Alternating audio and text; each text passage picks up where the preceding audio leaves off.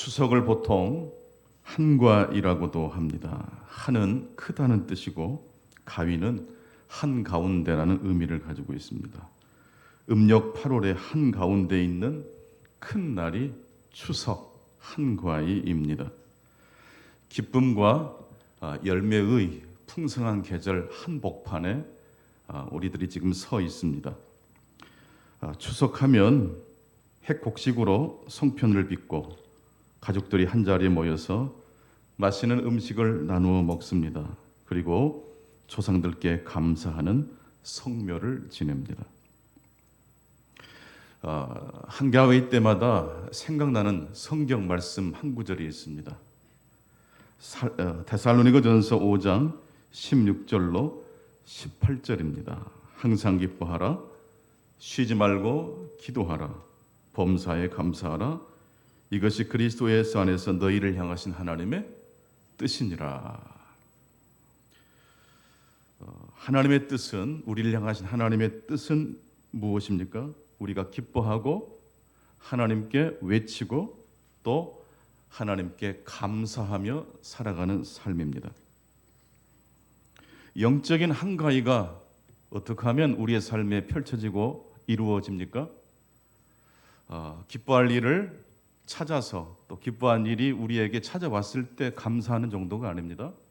무슨 일을 만나든지 어떤 일이 우리 삶에 닥치든지 간에 내 계획과 형편을 가지고 생각하는 것을 먼저 내려놓고 모든 것을 합력해서 선으로 바꾸시고 인도하시는 그리스도 예수 안에서 그 모든 일들을 생각할 때, 지향할 때 우리의 삶에도 영적인 추석 한가위가 이루어질 줄로 믿습니다. 오늘도 이 예배에 참여하신 우리 모든 성도님들 가운데도 바로 그 하나님의 거룩한 뜻이 분별되실 수 있기를 바랍니다. 지난주 우리는 하나님의 말씀에 불순종하여 하나님께서 가라고 말씀하신 니느웨로 가지 않고 니느웨의 정반대 방향인 다시스로 가는 배에 올라탄 요나 이야기를 살펴보았습니다.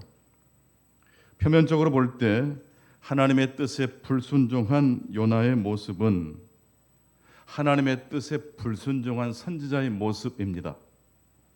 하지만 그 문장을 내용과 함께 구조적으로도 한번 살펴보니까 요나의 불순종은 자기도 모르는 사이에 하나님의 뜻을 지향하고 있었다는 것을 알 수 있었습니다. 요나서 1장 3절 말씀을 같이 다시 한번 보시겠습니다. 요나서 1장 3절입니다. 그러나 요나가 여호와의 얼굴을 피하려고 일어나 다시스로 도망하려 하여 욥바로 내려갔더니 마침 다시스로 가는 배를 만난지라. 여호와의 얼굴을 피하여 그들과 함께 다시스로 가려고 뱃삭스를 주고 배에 올랐더라. 표면적으로 보면 요나는 하나님의 말씀에 불순종해서 하나님의 얼굴을 피하여 정반대 방향으로 도망치고 있는 모습입니다.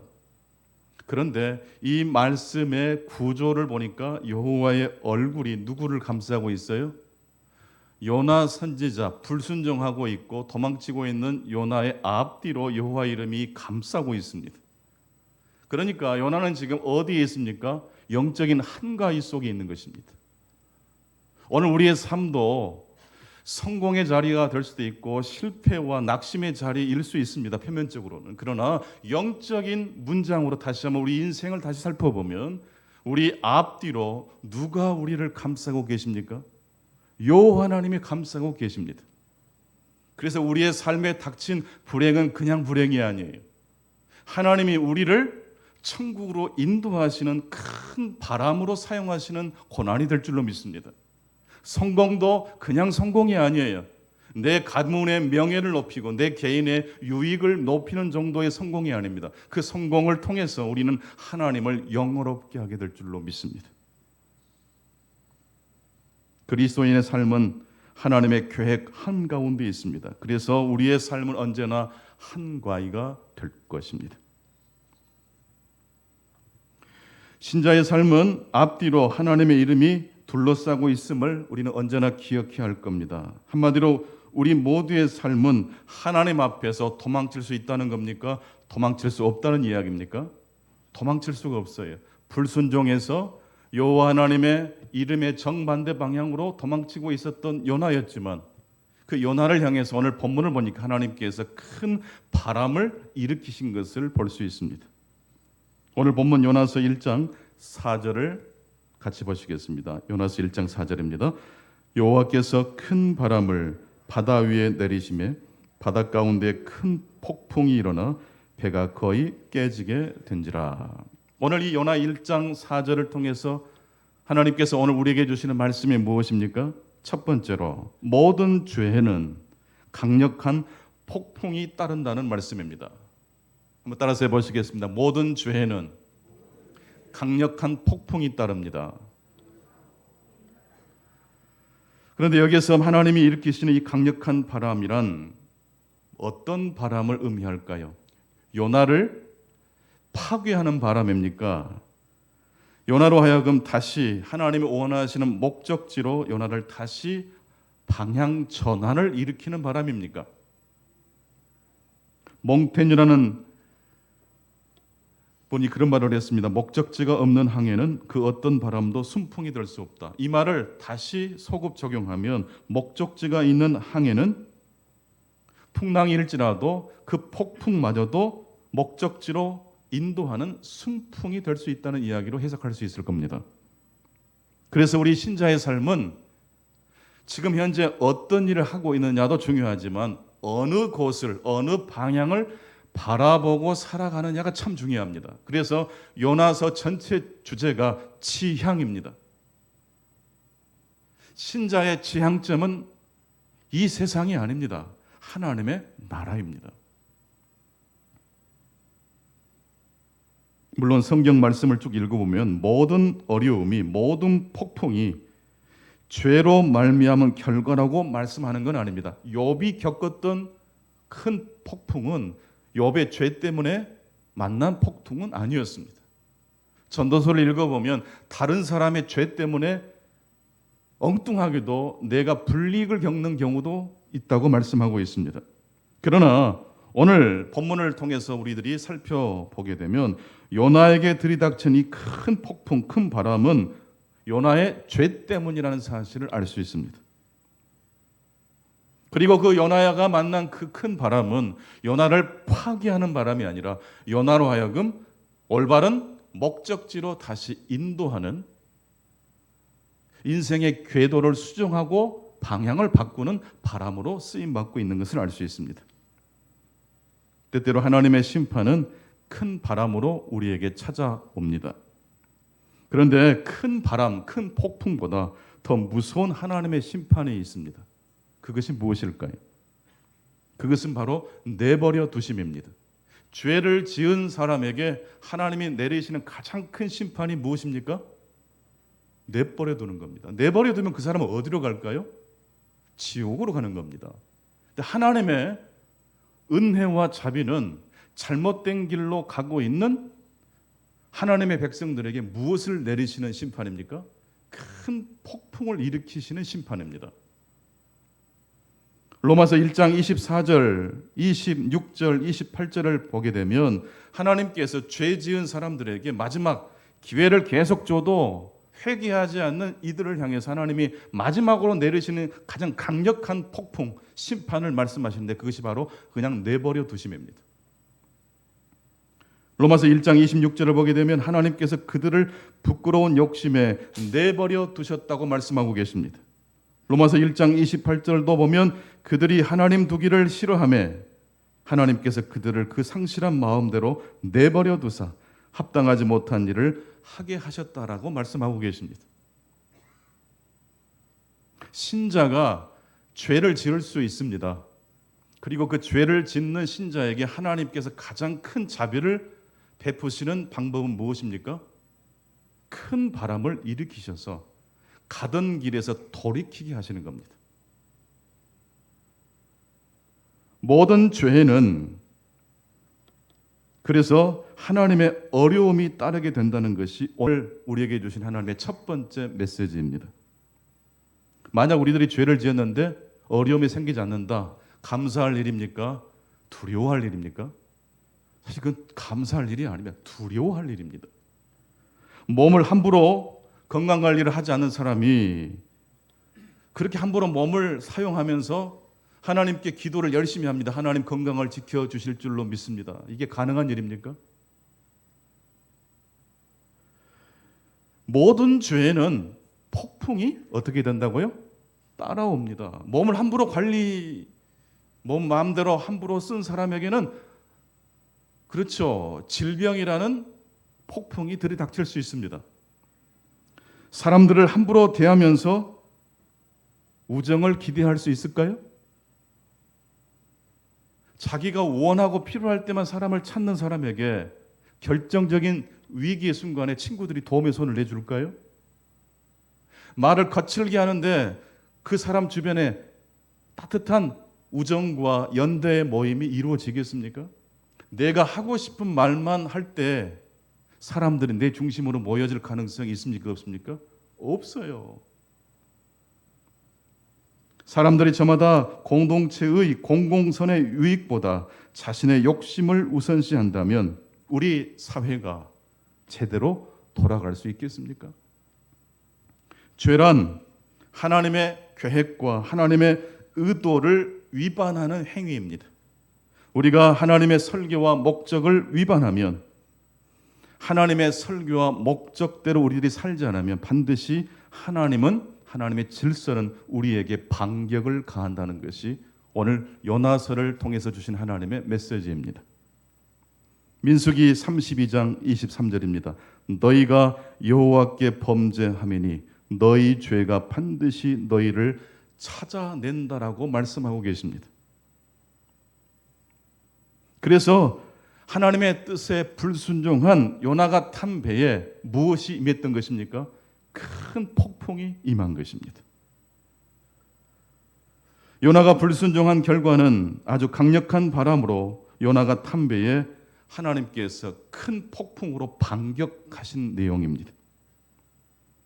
오늘 본문 요나서 1장 4절을 원어의 순서대로 한번 화면을 통해서 다시 한번 읽어보겠습니다. 불순종한 하나님의 뜻을 어긴 하나님의 설계와 계획을 등진 요나에게 하나님이 반격하셨는데 어떻게 반격하셨는지 원문의 순서대로 다시 한번 읽어보겠습니다. 그러나 야훼는 던졌다. 같이 보실까요? 시작.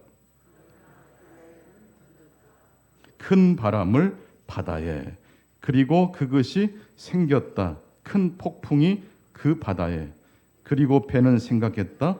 깨질 거라고.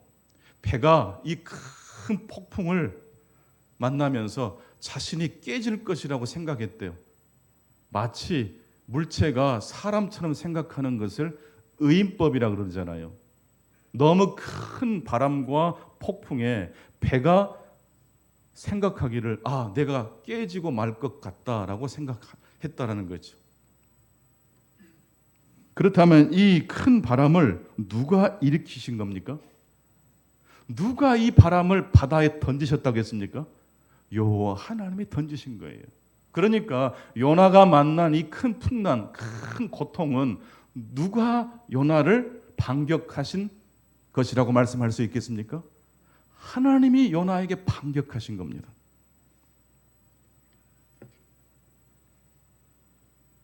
그러나 야훼는 던졌다. 바람을 그 큰 바다에, 그리고 그것이 생겼다. 폭풍이 큰 그 바다에, 그리고 배는 생각했다. 깨질 거라고.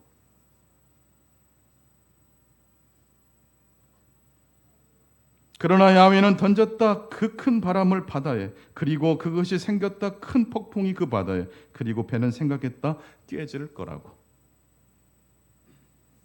그렇다면 두 번째로 하나님이 바다에 던지신 이 큰 바람이 깨운 것은 무엇일까요? 하나님은 지금 누구를 겨냥해서 이 큰 폭풍을 일으키셨습니까? 요나를 겨냥하신 것인데, 그렇다면 요나는 이 큰 폭풍을 통해서 잠자던 영혼이 깨어났느냐라는 것을 우리가 질문하지 않을 수가 없는 것입니다. 먼저 이 큰 바람이, 큰 폭풍이 깨우지 못한 것을 먼저 생각해 보겠습니다. 요나서 1장 5절 상반절입니다. 같이 보시죠. 그러나 요나는 배 밑층으로 내려가 누워 깊이 잠이 든지라. 이 큰 폭풍, 배가 생각하기를 내가 깨져버리겠다라고 큰 위기를 느낄 정도로 이 큰 풍랑이 누구를 깨우지는 못했어요? 요나를 깨우지는 못했다는 이야기를 하고 있습니다. 오히려 요나는 이 큰 바람, 큰 폭풍을 보자마자 어디로 내려갔어요?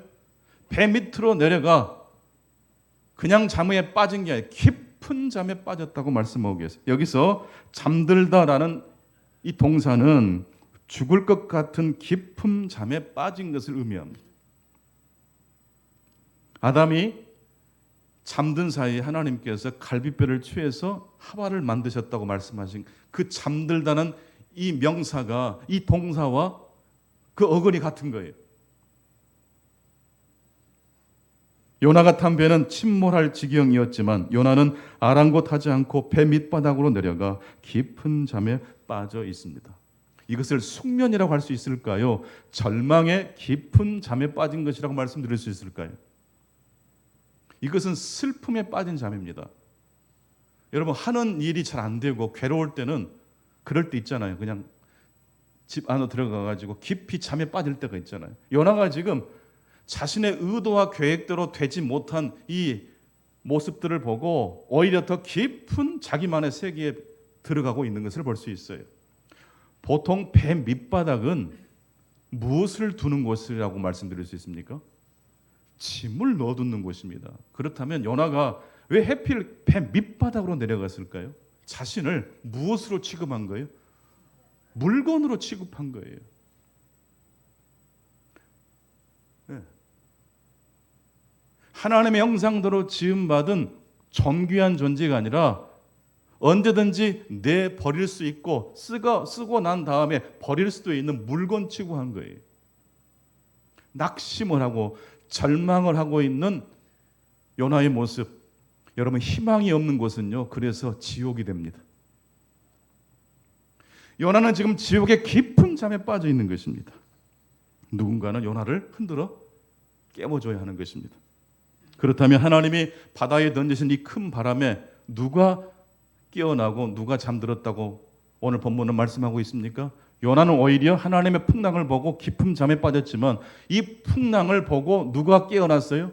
그 배에 타고 있는 선장과 선원들이 깨어난 거예요. 그래서 두려워가지고 자신들이 믿는 신에게 부르짖고 외치기 시작했어요.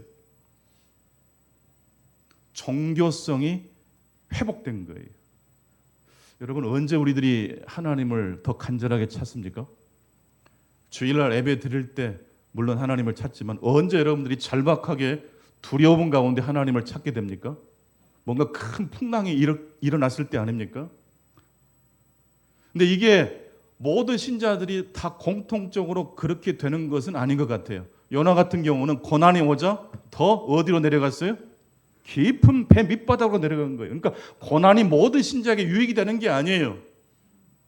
고난을 통해서 하나님을 만난 사람이 있고 고난을 통해서 오히려 더 하나님으로부터 멀어질 수도 있다는 거예요. 그래서 고난이 됐든 어떤 것이 됐든 우리가 하나님께서 내 삶을 앞뒤로 싸고 있다는 사실을 언제든지 기억하실 수 있길 바랍니다. 내 뜻만 생각하면 이 고약한 마음이 일어나고 분노의 마음이 나를 먹어버릴 수 있어요. 내 스스로 힘으로 통제되지 않을 때, 여러분, 그럴 때 잠잠히 하나님을 묵상하실 수 있기 바랍니다. 이 거대한 풍랑 역시 누가 던진 거예요? 하나님이 던진 거예요. 부서지고 깨지고 내 계획대로 되지 않았지만 내 삶의 앞과 뒤에 누가 내 삶을 에워싸고 계세요? 여호와 하나님이신 줄로 믿습니다. 그럴 때 우리의 분노의 마음, 낙심한 마음이 깨어지고 하나님을 향한, 하나님을 경외하는 마음이 회복되게 될 것입니다. 큰 바람과 풍랑에 정작 깨어나야 될 요나는 깨어나지 않았지만 이방인들, 바로 이 이방인 선원들과 선장이 깨어나서 하나님을 찾고 있고 두려움에 떨고 있습니다. 그리고 그 와중에 선원들이 아주 중요한 일을 하고 있습니다. 아비규환 정신이 하나도 없을 때에 하나님을 찾고 자신들이 믿던 신을 찾는 가운데 이 종교성이 회복이 된 이 선원들이 그 급박한 상황에 이성을 잃지 않고 했던 행동이 있습니다. 무엇입니까? 배에서 필요 없는 짐을 바다로 던지는 일이었어요.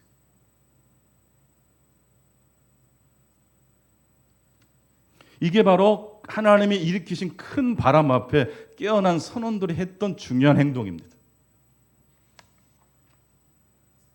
우리들은 물질과 경제가 모든 문제를 풀 수 있다라고 말하는 자본주의 사회에 살고 있습니다. 우리 그리스도인들도 예외가 아닙니다. 그래서 까딱 우리가 정신을 놓치게 되면 하나님의 말씀이 내 인생의 열쇠가 아니라 내가 그토록 소중히 여겼던 그 물건이 내 삶의 행복을 여는 열쇠라고 착각할 수가 있습니다. 거대한 바람, 거대한 풍랑 앞에 지금까지 간과했던 종교성을 회복한 이 선원들이 그 와중에 정신을 놓지 않고 배와 사람들을 살리기 위해서 취했던 행동은 무엇입니까? 경제가, 탐욕이 우리 인생을 구원할 수 없어. 지금 당장 필요하지 않는 것은 다 어떻게 해야 된다? 바다로 던져도 돼. 하나님을 찾고 부르짖는 장면만큼 제 눈과 시선을 사로잡은 장면이 바로 이 장면입니다. 성령 충만한 사람이 할 수 있는 일이 바로 이 일입니다. 여러분, 물질과 내게 있는 어떤 것을 누군가와 나눈다는 건요, 사실 던지는 거예요. 버리는 거예요. 그게 쉽습니까? 어렵습니까?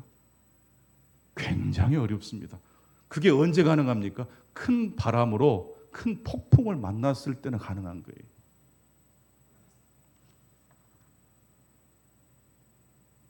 사공들이 두려워하여 각각 자기의 신을 부르고 또 배를 가볍게 하려고 그 가운데 물건들을 바다에 던지니라. 요나서 1장 5절 상반절 말씀 속에 단순히 물건을 바다에 던진 장면으로만 해석하면 안 됩니다. 이건 하나의 예배하는 장면이에요.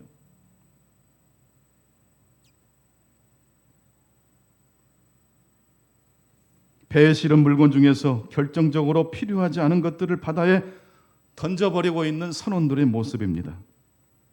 이것은 단순히 물건을 던지는 모습이 아니고 그동안 내가 중요하게 여겼던 것이 이것이 아니었다는 것을 회개하는 장면이 바로 이 장면에서 우리들이 포착할 수 있는 것입니다. 큰 폭풍 앞에서는 우리들이 그동안 중요하게 여겼던 인생의 모든 문제를 열 수 있는 열쇠라고 생각했던 그 모든 것들이 결국 아무것도 아니라는 사실을 깨우치게 됩니다. 우리나라를 헬조선이라고 젊은이들이 한때 그렇게 말했던 때가 있었습니다. 지금도 이 이야기가 유효합니다. 근데 저는 여기에 공감을 하면서도 한 가지 더 질문을 던지고 싶어요. 그렇다면 물질과 내가 원했던 것들이 다 주어지면 진짜 천국이 될까요?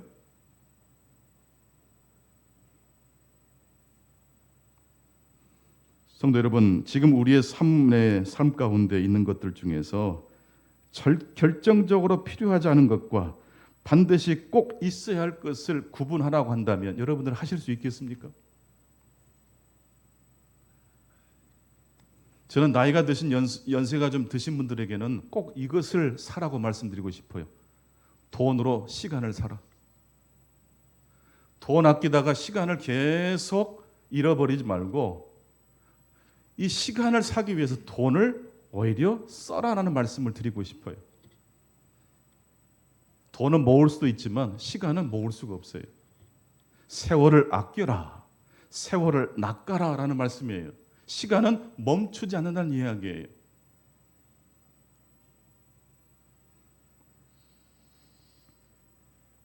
하나님이 던진 큰 바람을 만난 선원들은 곧바로 필요한 것과 필요 없는 것을 구분해서 바다에 던지는 일을 하고 있습니다. 그래야 배가 가벼워질 수 있고 그래야 배와 자신들의 목숨을 건질 수 있기 때문이라는 것을 알았기 때문입니다.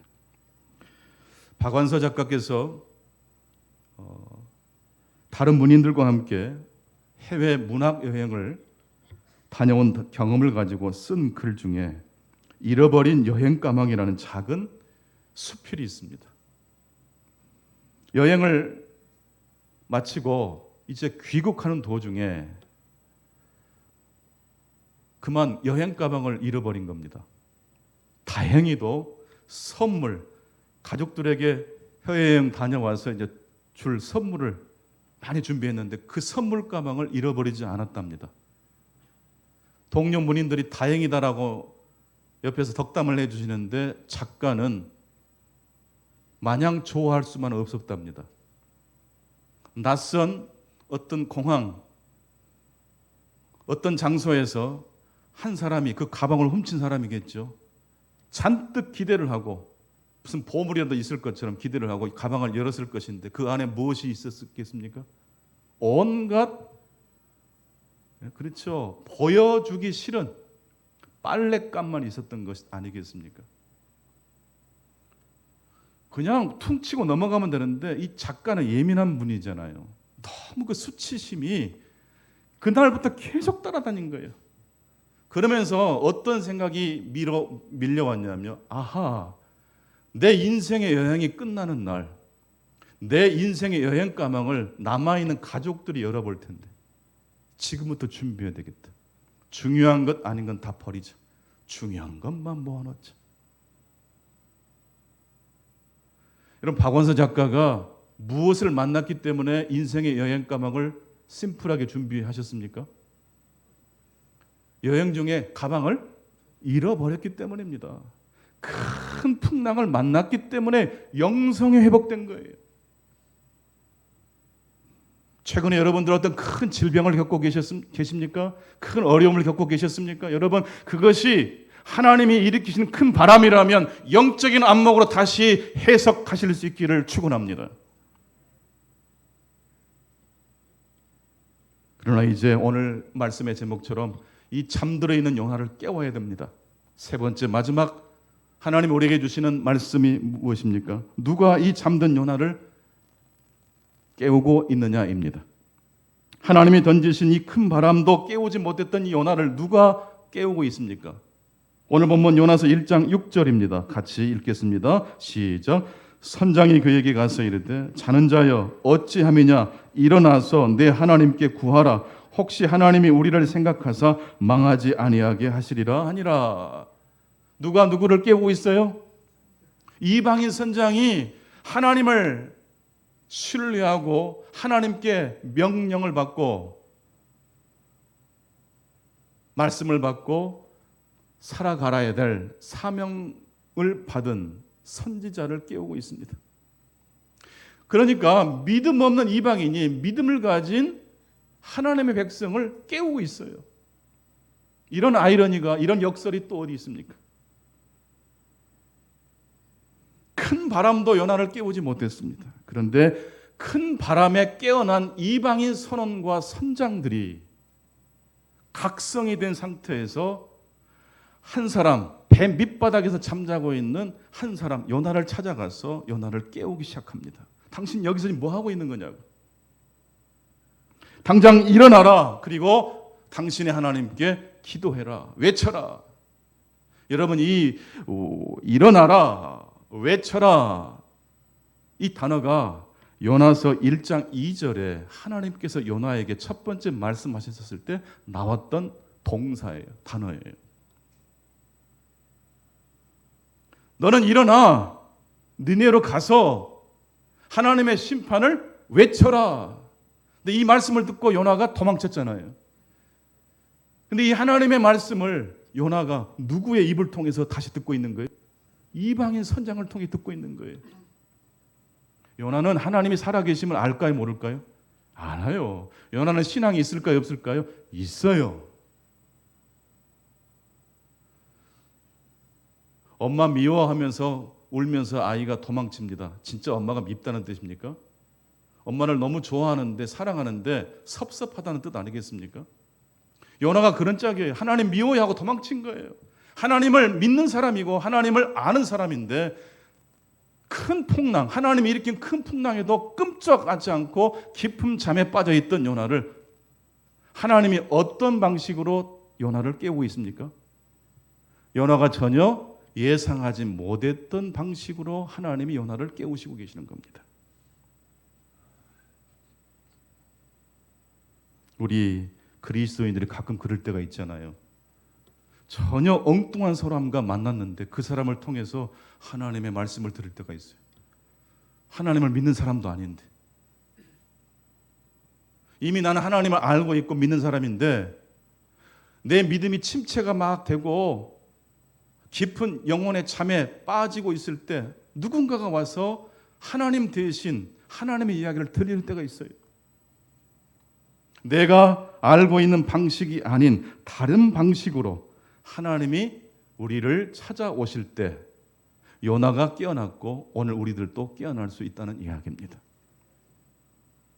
그래서 우리 믿음의 사람들은요, 유행가요를 부르다가도 은혜 받아요. 세탁기를 돌리다가도 하나님의 음성을 들을 수가 있는 거예요. 신문을 보다가도 하나님의 음성이 들릴 수 있는 거예요. 직장 생활하면서 하나님을 믿지 않는 사람을 통해서 하나님이 우리에게 말씀하실 수 있습니까? 얼마든지 가능한 줄로 믿습니다.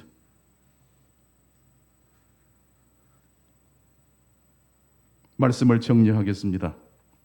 오늘 말씀은 세 가지입니다. 모든 죄에는 강력한 폭풍이 따른다는 것입니다. 그리고 그 폭풍에는 하나님의 심판과 함께 무엇이 곁들여져 있습니까? 자비가 들어가 있는 것입니다. 두 번째로 하나님이 던진 바람에 이방인 선원들이 깨어났고 그 깨어난 선원들이 또한 누구를 깨워내고 있습니까? 깊은 영적인 잠에 빠져있는 요나를 깨우고 있습니다. 큰 풍랑에도 깨어나지 않았던 요나가 자신이 예상하지 못했던 방식으로 하나님이 말씀하실 때 깨어났던 것입니다.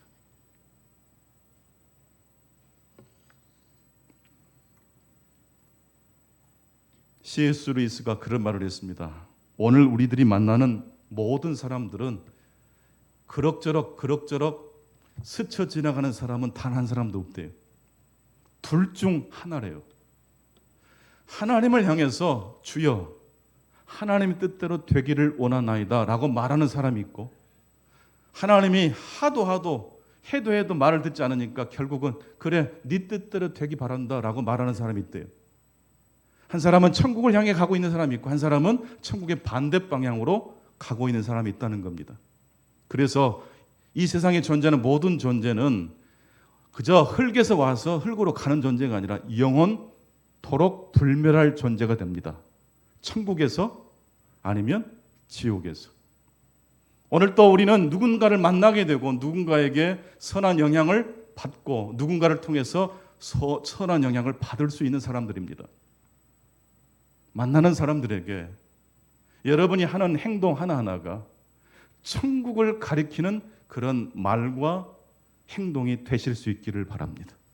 이방인 선원들과 선장했던 것처럼 예수 그리스도를 믿으십시오라고 굳이 말하지 않더라도 우리가 천국을 향해서 우리 인생의 목적지를 지향하고 있다면 우리가 하는 모든 행동들 속에는 천국을 향한 표지판이 새겨져 있게 될 것입니다. 그래서 우리는 만나는 사람을 천국과 지옥에서 영원히 불멸할 존재라는 그 엄청난 가능성을 염두에 두고 함부로 대해서는 안 될 겁니다. 소중히 그리고 함께 배를 탄 사람으로서 동역자가 되실 수 있기를 바랍니다.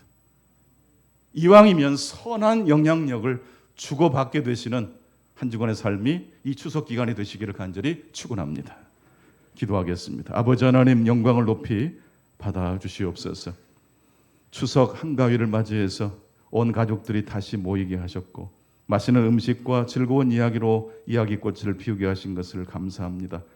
부족함도 있고 결핍도 있고 우리의 뜻대로 되지 않는 우리의 삶의 한복판에 저희들이 있지만 인간적인 계산을 뛰어넘어 여호와 이름이 우리의 삶의 앞뒤로 감싸고 있다는 이 진리의 말씀으로 우리의 삶을 다시 한번 읽어낼 수 있도록 도와 주시옵소서. 어떤 죄든지 죄를 두려워하는 저희들 되게 해 주옵소서. 죄를 짓고 난 다음에 찾아오는 이 하나님의 폭풍을 통해서 우리의 삶이 다시 깨어날 수 있게 하시고, 오늘 또 알지 못하는 사이에 누군가를 통해서 우리에게 말씀해 주신 하나님의 놀라운 이야기를 다시 한번 저희들이 더듬어 생각해 볼 수 있기를 원합니다. 큰 폭풍 앞에서는 어떤 물건이 가장 소중한 물건인지, 어부들과 선원들은 각성한 가운데 정말로 우리의 목숨과 관계없는 것은 과감하게 버렸던 것처럼, 먼 훗날 우리가 하나님 앞에 이제 서게 되는 날, 우리의 여행 가방을 준비해야 될 그 시점을 지금부터 생각하는 가운데 심플하고 단순하고 하나님을 영원롭게 하는 관점을 가지고 다시 한번 우리 인생 여정을 돌아볼 수 있도록 도와주옵소서. 예수님의 이름으로 간절히 기도하옵나이다. 아멘.